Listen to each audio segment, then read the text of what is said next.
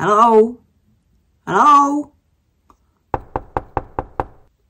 Anybody there? Enjoy the tutorial. Would you believe it? I'm using yet another craft kit from my collection. This time it's my absolute favorite, the Rose Garden Golden Jewelry Making Kit. I'm taking some 22 gauge bare brass wire, oh look at that color, and cutting 3 pieces, each 20 centimeters long. And yet again I'm working the measurements as I film, so please pay attention to the right measurements on the screen. So I have lined up all 3 wires next to each other and holding them in the middle, I'm starting to braid them. I'm doing a few braids and then flipping the wires and braiding on the other side.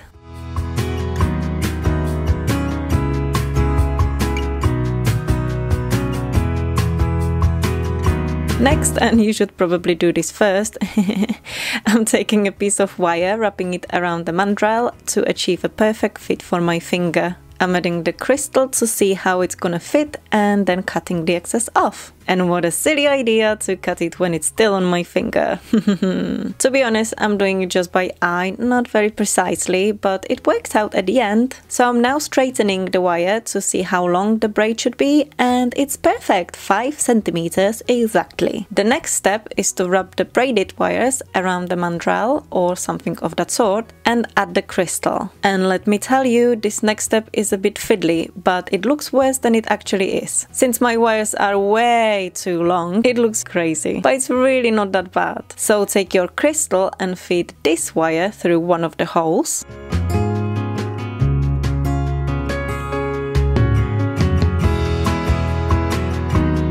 And then take this other wire on the other side and feed it the opposite way through the other hole. Sorry, I can't explain it better, it's just too many wires, so I hope the video explains itself. Then pull on both wires until your crystal touches the braided part. I kind of straightened each wire a bit before pulling on it, and I found that it helped.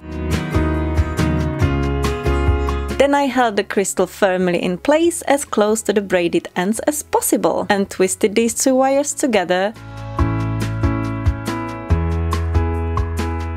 Then did the same thing on the other side, but this time I decided to swap these 2 wires since I thought it would work and look better. Yep, you are allowed to do that.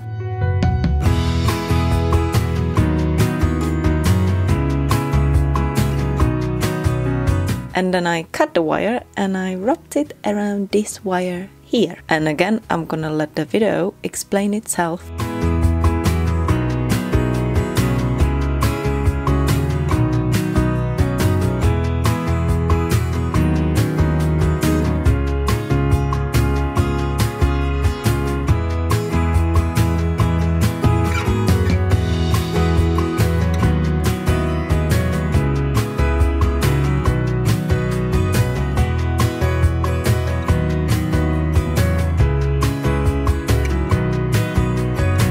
We need to wrap the twisted wires around the top of the crystal. The twisted part should be about 2 centimeters, and then keep one of the wires long and cut the other one off and secure it to the ring band.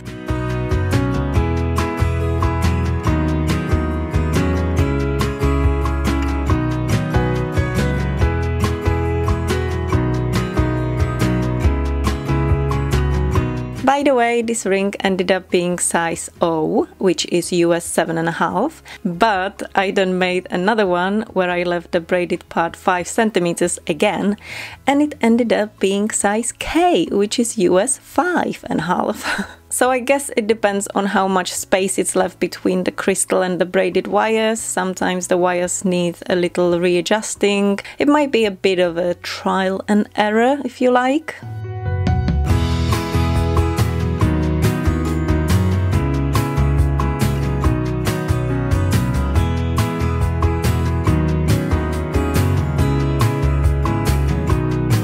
So now you should have your ring fairly secure. It's not gonna fall apart. So we're going to finish it, and we're gonna finish it with a spiral on each side. My wire is approximately 2.5 centimeters, and to be honest, I would like the spiral even smaller than that, but it's okay.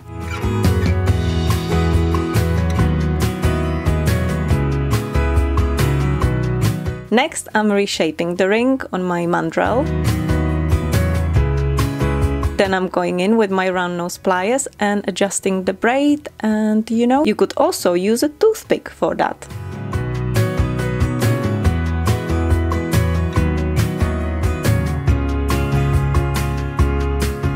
Then I'm trying what it would look like with flat back crystals on the spirals, and I'm trying on the ones included in the kit, but I think it's just too much for this kind of ring, so I'm leaving these for another project, and I'm using some smaller Swarovski crystals I had in my secret stash. These are 3.2mm flat back crystals, and I'm gluing them with my favorite glue. What a beautiful ring it is!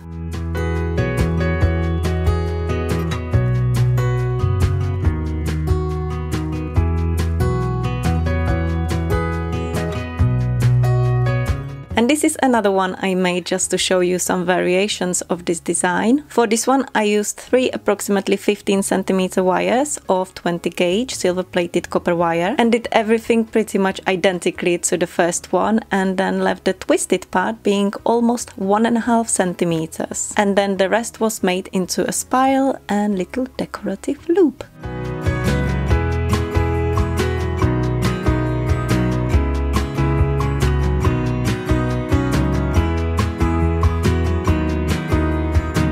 And I'm again trying to find the perfect color crystal for this green ring, and decision has been made. It's the red one.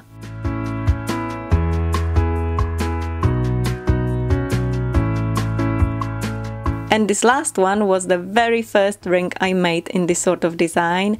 It is the ancestor of these beauties, made with 20 gauge wire, and it's really simple, yet interesting. I really hope you enjoyed this video, and if you did, give it a thumbs up and subscribe to my channel if you are not already for more DIYs, probably on jewelry making. Take care, and I will see you in the next one. Bye!